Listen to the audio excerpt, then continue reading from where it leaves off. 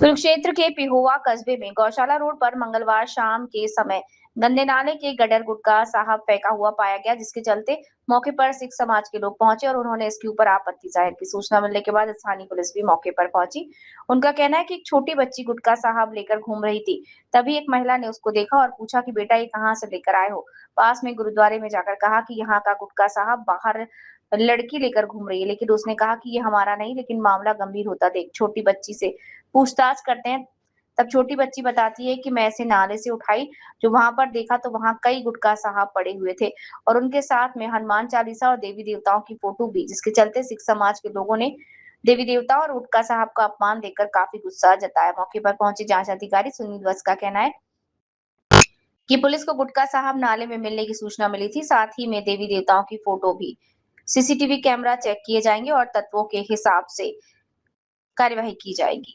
हाँ जी बाबा जी, की कुछ मिले इत्थे की कारण होया? वाहिगुरु जी का खालसा वाहिगुरु जी की फतेह। अज बहुत ही दिल नूं उलुंदरन वाली घटना हुई है जो गौशाला रोड पिहोवा जिला कुरुक्षेत्र हरियाणा विखे, जो कि इत्थे एक गटर है जिथे पहला सरस्वती किते टाइम ते वगदी सी।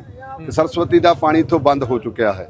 इहदे विच किसे पापी रूह ने, कोई वो देवता नहीं हो सकदा, अपने घर विखे सुंदर गुटखा साहब रखिया सी। ये गुटखा साहब जिहड़ा है उन्हें गटर दे विच नाल गंदगी दे डैपर जिहड़े सन उन्हां दे विच पा के सुट्टे सन। ये वेखो ये सुंदर गुटखा है, बिल्कुल सही है। ये सुट्टे भी अज ने, जे किते पहला सुट्टे हुंदे ते जितना अज बरसात हुई पहले बरसात हुई बिल्कुल खराब हुंदे, बिल्कुल खराब हुंदे। ये रहरा साहब दा गुटखा साहब है, ये भी बिल्कुल सही है। कोई गिला नहीं, कोई इनू सिल नहीं लगी। जे आपां कहिए महीना 2 महीने हो गए कोई सिल लगी होवे, ये भी कोई सिल नहीं लगी हैगी। से इधर वेखो आ जपजी साहब दा गुटखा साहब है ते आ दुख भंजनी साहब दा है, सब बिल्कुल सही है। कोई एक भी बूंद पानी दी नहीं लगी, नहीं तो सवेरे बरसात बहुत हुई है।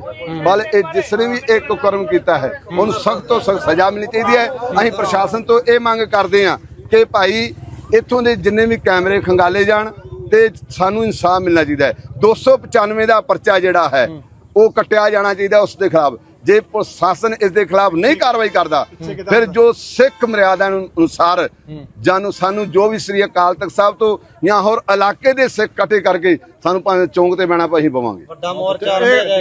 किवें पता किवें लग्या जी? ये जी आ छोटी जी बच्ची है, ये बच्ची गुटखा साहब लई फिरदी सी। सो ये खाण वास्ते कोई गटर चों चीज लभ रहे सन, गरीबां दे बच्चे ने। जदों इन्हें गुटखा साहब लिया इत्थे लई फिरदे सन ते साडी एक गुरद्वारे दी बीबी ने वेख्या, बेटा तू ये गुटखा साहब कित्थों भी गुरद्वारे चुक ली। वो मेरे को लैके मैं बच्चों को पढ़ा रहा सा, छोटे छोटे बच्चे मैं इन्होंने गुरबाणी की संथ्या देना वा। तो जो मैं संथ्या क्लास लाई हुई सी ते कहंदे जी तुहाडे गुरद्वारे हो गुटके साहब बच्चे चुक ले, तुहानूं पता नहीं लग रहा। मैं आख्या जी मैं जो देख मैं गुटका साहब गुरद्वारे साहब तो नहीं गए। फिर मैं आख्या बच्चे कितने, मैं दवा इन्होंने आख्या बच्ची नूं लियाओ। मैं कभी बच्ची डरना जाए, मैं खुद आप आया, मैं बेटा तू गुटका साहब किहड़े गुरद्वारे साहब तो लियांदा है या किसी के घर तो लिया? कहंदी बाबा जी मैं गुटका साहब गटर चो लैके आई हाँ। फिर जो उस तो बाद जो ये गुटका साहब से जिहड़ा ये बच्ची लैके गई है उस तो बाद आ फिर असीं होर गुटके साहब ਇਹ ਮਤਲਬ ਇਹ ਸਿੱਖ ਧਰਮ ਦੇ ਨੇ ਤੇ ਕੋਈ ਹਿੰਦੂ ਦੇਵੀ ਦੇਵਤਿਆਂ ਦੇ? हिंदू देवी देवतियां दे आप जी देख सकते मूर्तियां ने होर फोटोआं ने बड़ा कुछ हिंदू देवतियां दा भी। मतलब कि इन्हां ने पता नहीं की सानू ते समझ नहीं आउंदी भी ये क्यों इन्नी बेइज्जती करदे। जे तुसीं नहीं संभाल सकदे भाई तुसीं किसे नूं दे दिओ। जिसने भी एक कर्म किया जिहदे घर दे विच आ फोटो लगी है, ये नाल आ फोटो निकली है, आड़ी फोटो।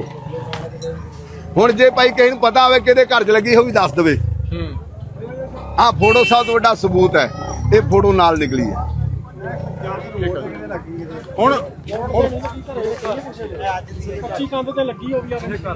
ठीक है जी। ये यहाँ गौचरान रोड पे एक जो खाली ग्राउंड जगह पड़ी हुई है उसके पास जो गटर है उसके पास जो है ना जैसे पूरा सामान जो घर का या कहीं इकट्ठा हुआ जिसमें शादी के कार्ड भी हैं, देवी देवताओं के फोटोज़ भी हैं और कुछ गुटखा साहब भी हैं, ये सामान पड़ा हुआ है और गंदगी में गिरा हुआ है। तो अब ये किसने गिरा है कि कब गिरा है, इसकी जांच की जाए। ये एक ही बैग में से मिला है जी सारा? नहीं जी नहीं, ये बैग नहीं है, ये खुले में गटर में पड़ा हुआ है, खुले में। ऐसे जिसने घर से अपना कबाड़ खाड़ के, लेकिन तो साफ सुथरे भी हैं, ऐसा नहीं अभी सारा गंद है। तो उसमें देवी देवताओं के फोटोज भी हैं और शादी के कार्ड भी हैं और गुटखा साफ सुथरा।